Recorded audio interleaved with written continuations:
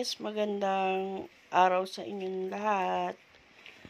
Magluluto tayo ng lumpiang isda. Ang ating ingredients ay una, syempre yung main natin, yung isda. Isdang dalagang bukid yan guys. Pero kahit ano namang klaseng isda, pwede naman. Nilaga ko muna yan, tapos nilagyan ko ng asin. Kaya ganyan.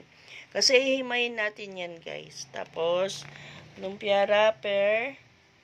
Meron tayo ditong patatas, carrots, bell pepper, itlog, sibuyas, bawang, asin, tsaka keso. Tapos, meron tayong alagaw. Dahon to ng alagaw. Iyan kasi, isda kasi siya. Kasi yung alagaw, pampaalis ng lansa ng isda. So, pwede naman guys yung kinchay o dahon ng sibuyas. Yung murang sibuyas, yung dahon nun. So, meron tayo ditong mantika, harina, at paminta. So, papakita na lang namin sa inyo ni partner kung paano yan pinirepair. Kaya, wait lang guys. Antay-antay lang po. So guys, ito na po ang ating ang ating resulta ng ating mga paghihiwa ng gulay kanina. Ganyan na po yung resulta ng isda. Ayan po, puro halos pino. Ito po yung carrots, ayan na po yung patatas. Yung ating keso, yung ating pong isda, hinimay na, inalis na po yung mga tinik. Tapos yung ating alagaw, pwede naman po dyan yung onion na murang dahon ng sibuyas, o di kaya kinchay o celery. Ating bell pepper, sibuyas, bawang. Ang carrots po, ganyan na po sila itsura. Ito po kasing itlog, hindi pa po natin siya binubuksan. Kasi ilalagay na po natin yan. So, ito na ho siya. Ilalagay na po natin siya dyan.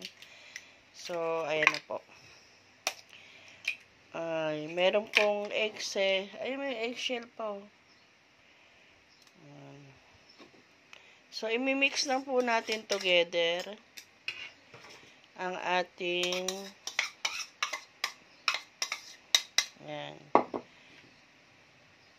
lumpiang isda, no? Parang Shanghai na rin. Ayan, mix lang po siya, guys. So, ayan po. Ayan.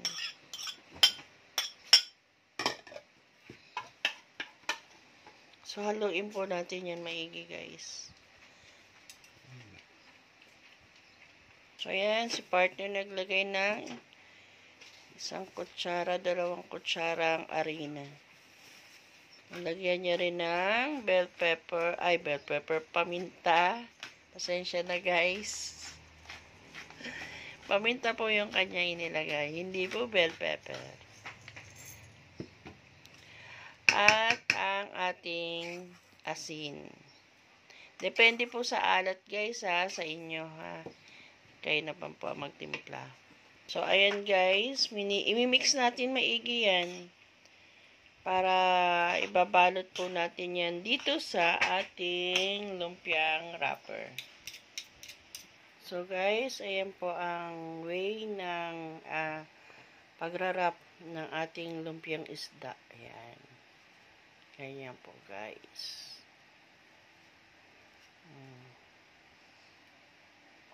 Ayan. Ayan, nakatatlo na si partner. So, ayan po. So, guys, kung gagawin yung paninda, mag-plastic po kayo. Maglagay kayo ng plastic sa kamay. Kasi po, may mga taong maselan po ba. Pero ito yung amin lang naman pagkain. Kaya, okay lang po na walang plastic sa kamay sa partner. Ayan. So, ayan po. Nakita nyo na, guys. So, ipiprito na lang po natin yan. Tsaka pag paninda, may sukat siyempre. Tsaka pag may paninda po, may standard po na sukat yung ating lumpiang Shanghai. Yan. Instead po na giniling na baboy ang inilagay namin, ay isda po ang nilagay po namin. Tsaka mga gulay. At saka ang mga gulay po. So, mamaya tingnan natin yung pagprito. At pagkatapos po magprito, yun na po yun. Yan. So, ayan guys. Yan ang aming nagawang isda, lumpia, Shanghai. At ito ang ating ipiprito na. So, ayan guys. Nalagay na natin sa ating kawali.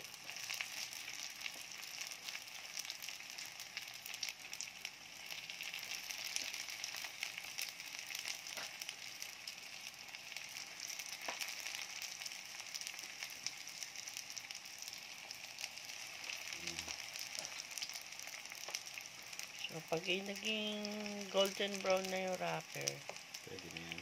pwede na yan, guys. Medyo low fire lang ng konti. Oo, low fire lang natin para Naluto yung maluto yung pinakaloob, guys. So, ayan, guys. golden brown. Golden brown na. Malapit na talaga siyang maluto.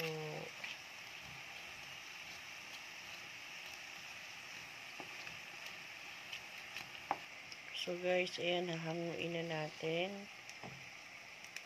yung ating luto. Lalagay na natin doon sa paper towel. Ayan guys. Ayan guys, kung wala naman po kayong paper towel, ano na lang po, Strainer. tissue o di kaya strainer para maalis lang po yung mga excess oil. Ayan lang guys. So guys, thank you for watching na lang guys. Please like and share and subscribe. Salamat po. See you next vlog.